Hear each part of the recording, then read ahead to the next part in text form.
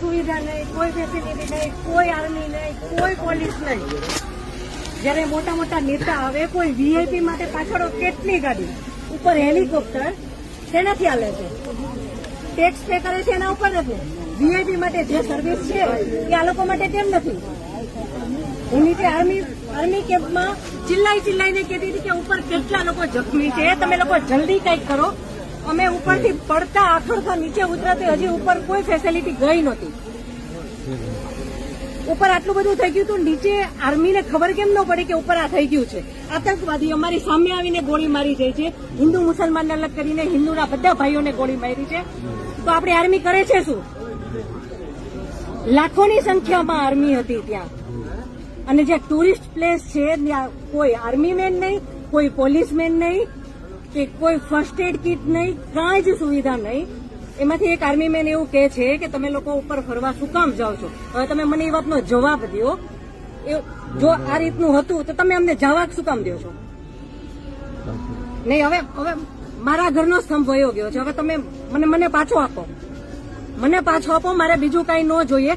આજ પછી કોઈ દિવસ કોઈ વોટ જ નહીં કરતા. જો આપણી ગવર્મેન્ટને પોતાની જ સુવિધા રાખવી છે, તમારા પાછળ કેટલા વીઆઈપી હોય છે, કેટલી ગાડીઓ હોય છે, તમારો જીવ છે.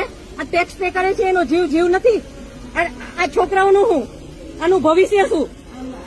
આને ડોક્ટર બનાવી છે, આને એન્જિનિયર બનાવો છો, હું કઈ રીતે બનાવીશ?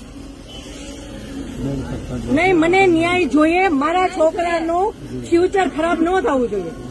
આટલા વર્ષની સર્વિસમાં એને ટેક્સ તમે કટ કરીને તમે સેલરી આપો છો ને, અને ઉપર જતા અમે કઈ પણ વસ્તુ ખરીદીએ છીએ, ક્યાંય જઈએ છીએ, ફરીથી ટેક્સ, ટોલ ટેક્સ, બધા ટેક્સ તમે અમારી પાસેથી લ્યો છો.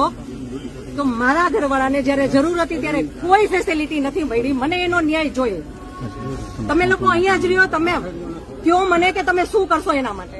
આ એક નહીં, આના જેવા જેટલા ભાઈઓ બધા નિર્દોષ હતા, બધાને આવડા છોકરા હતા. નહીં, સરકાર ખાલી કહે છે કે અમે કરશું. આ બધું બની ગયું. આ બધાને હોસ્પિટલ ખબર નહીં શું ફેસિલિટી મળી ન મળી.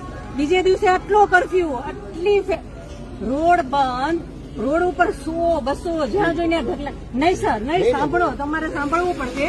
જયારે બધું પતી જાય પછી આપણી ગવર્મેન્ટ આવીને ફોટા પાડે છે કે અમે આર્મી ઓફિસર અહીંયા હતા, પોલીસ અહીંયા હતા, નેતા આવ્યા છે. પછી શું કામનું? અને આર્મી ઓફિસર એવું કેમ બોલી શકે કે તમે લોકો ઉપર જાઓ છો શું કામ ફરવા? અને ત્યાં એક બોલ્યો તો બાકીના બધા સાંભળતા હતા, તો કોઈ કઈ ત્યારે કેમ ન બોલ્યું? અમે ત્યારે એમ બોલ્યા કે આર્મી મુર્દાબાદ, કે આર્મી હાય હાય, તો અમને પકડીને કેમ અંદર ફેંકી દે છે?